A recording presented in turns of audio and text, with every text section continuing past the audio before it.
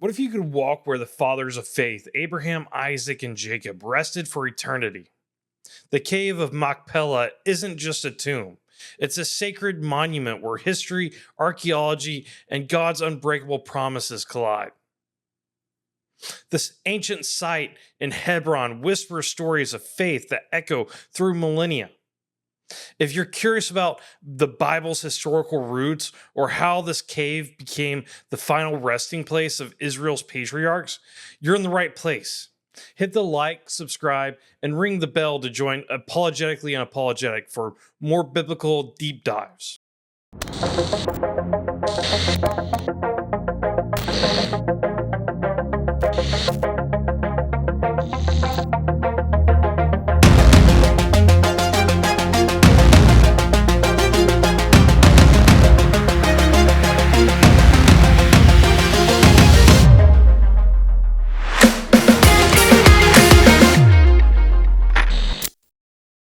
I'm Josh, and today we're exploring the Cave of Machpelah in Hebron, the burial place of Abraham, Sarah, Isaac, Rebecca, Jacob, and Leah.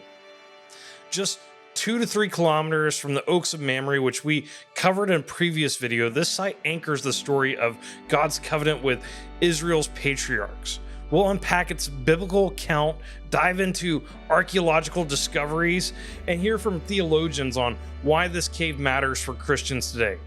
Let's journey back to Genesis and uncover a legacy etched in stone. The Cave of Machpelah enters scripture in Genesis 23, a chapter we already touched on in a previous video about Abraham's integrity. It's a poignant moment. Sarah, Abraham's wife, dies at 127 years old. Genesis 23, 1 through 2 sets the scene.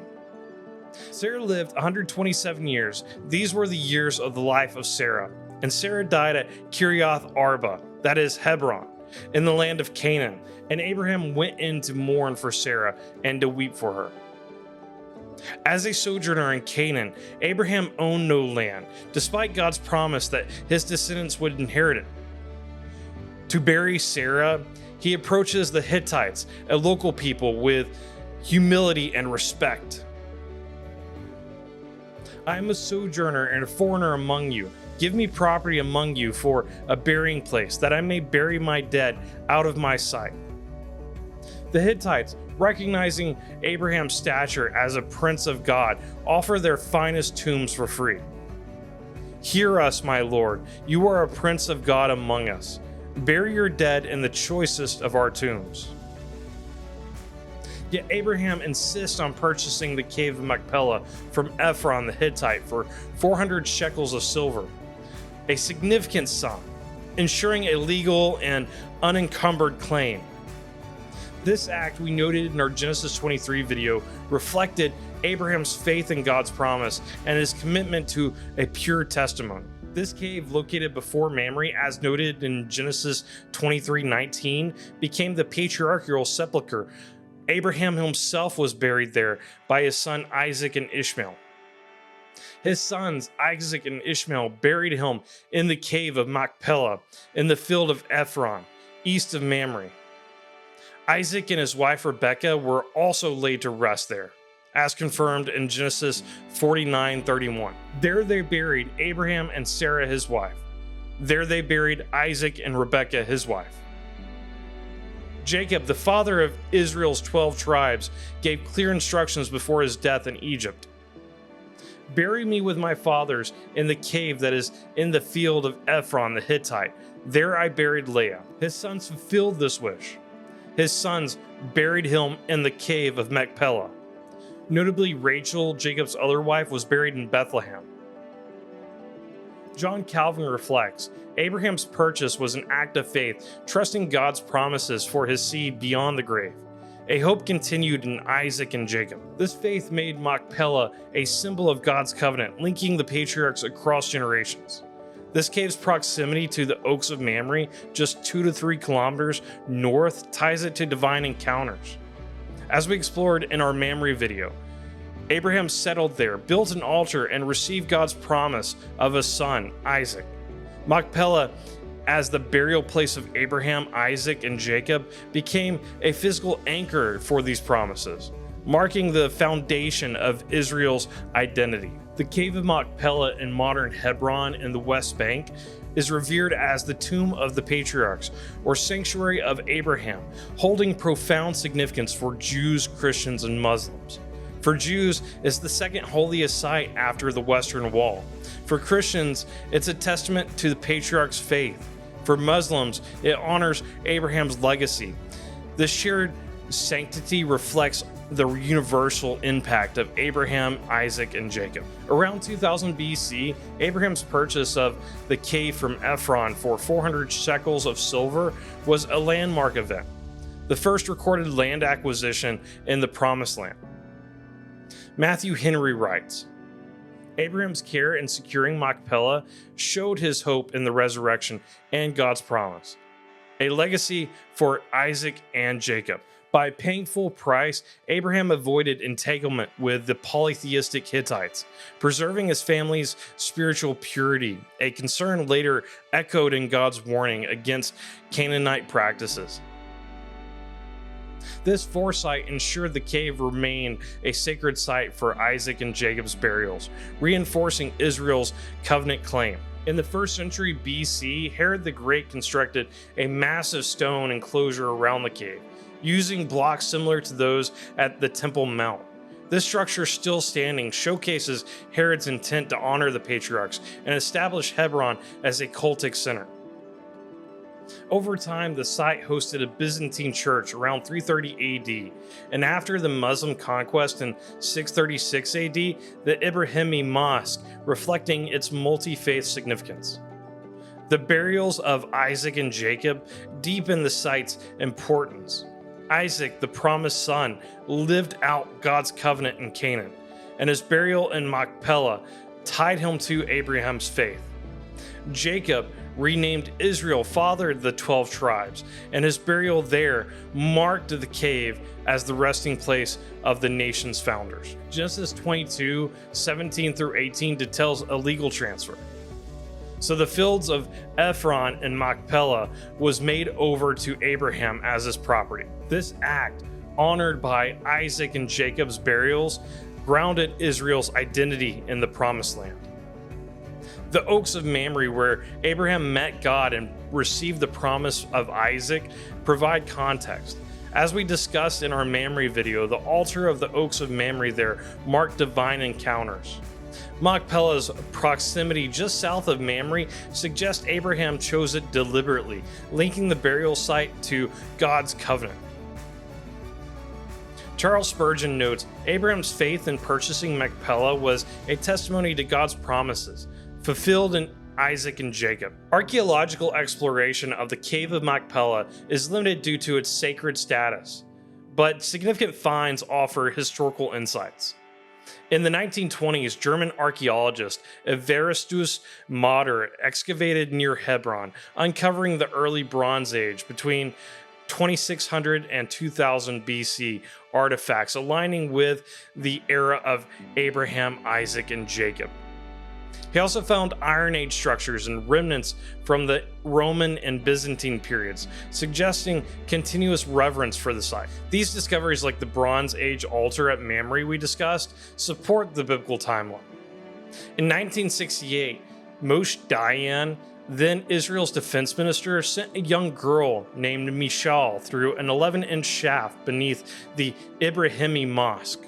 She documented a chamber and steps but couldn't access the burial area due to its inaccessibility. In 1981, Noam Arnon of Midrershet, Hebron, entered the cave via another passage, discovering a double-chambered tomb with human bones and pottery dated to the First Temple period between 1000 to 600 BC.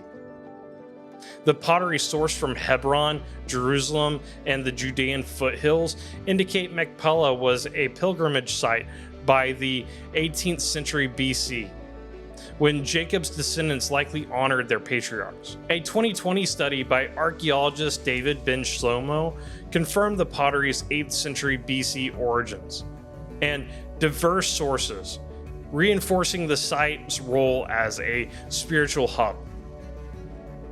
These findings don't conclusively prove the burials of Abraham, Isaac, and Jacob, but provide historical plausibility.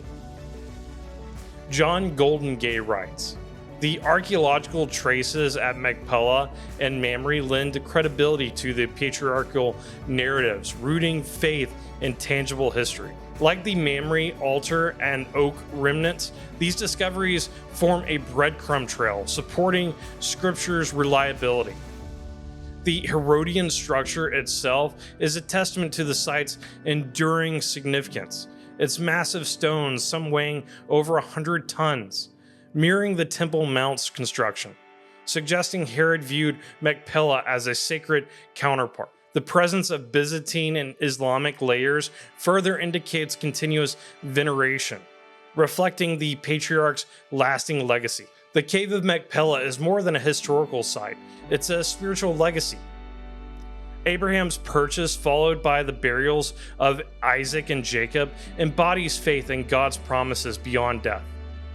N.T. Wright comments, "The patriarchs' lives from Abraham to Jacob point to God's kingdom, calling us to live as witnesses. These burials in Machpelah reflect a hope in the resurrection and God's covenant, a theme central to Christian theology." Matthew Henry notes, "The cave became a monument of faith where Abraham, Isaac, and Jacob rested in expectation of God's fulfillment. This challenges Christians in 2025 to live with integrity as Abraham did. Paul urges, 'Do all things without grumbling or disputing, that you may be blameless and innocent, shining as lights in the world.' Jesus echoes this, 'Let your light shine before others, so that they may see your good works and give glory to your Father.'" Tim Keller writes, "Christians must live with such integrity that their lives commend the gospel to a watching world." The Patriarch's legacy reminds us that our actions, whether online or in person, shape how others perceive Christ. Jacob, despite his flaws, was transformed by God, and his burial in Machpelah testifies to God's grace. Ephesians 2:8-9 assures us, "By grace you have been saved through faith. It is the gift of God." When we falter, God's grace restores us, just as it sustained the patriarchs. This site's shared sanctity has led to tensions such as the 1929 Hebron massacre and restricted access under various rulers. Yet it remains a pilgrimage destination, drawing those seeking connection to Abraham, Isaac, and Jacob's faith. For Christians, Machpelah is a reminder of God's faithfulness across generations, from Abraham's purchase to Jacob's burial. The Cave of Machpelah near the Oaks of Mamre stands as a testament to the faith of Abraham, Isaac, and Jacob. Their legacy inspires us to live boldly for Christ. Want to dive deeper into Scripture's history and truth? Join our weekly live Bible study on Apologetically Unapologetic's Patreon, where paid members engage with God's Word in real time. Subscribe, like, and share this video with someone who needs encouragement. Comment below, how does Machpelah's story inspire your faith? Let's grow together in knowing our faithful God. May God keep you and bless you.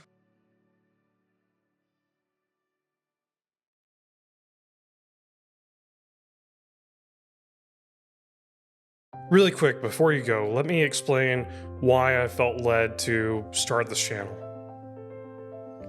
When talking to Pilate, Jesus said, "I have come into the world to bear witness to the truth. Everyone who is of the truth listens to my voice." Pilate responds by asking, "What is the truth?" It's evident that a lot of people are still asking this question almost 2,000 years later. And while we live in an amazing time with the wealth of the world's knowledge available in the palm of our hands, there's often too much information, leaving people unable to process what's true and what's not true. Paul describes such times in this way when he writes his second letter to his disciple Timothy: "Always learning and never able to arrive at a knowledge of the truth." There are several who expound on what truth is, but often they are misguided, or they are malice in their intent, or they're being intellectually dishonest.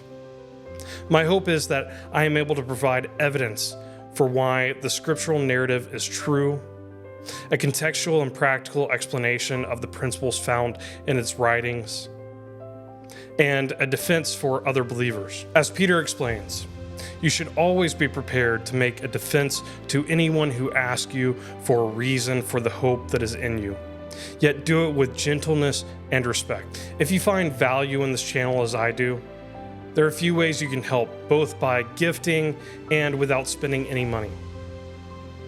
First, react and interact with these videos wherever you're watching from.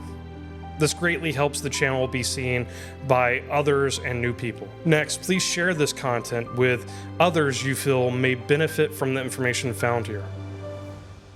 Also, please subscribe to this channel on all social media. And finally, if you feel led to, and if you have the means to, please consider giving to this channel through the outlets previously mentioned, or the channel's Patreon.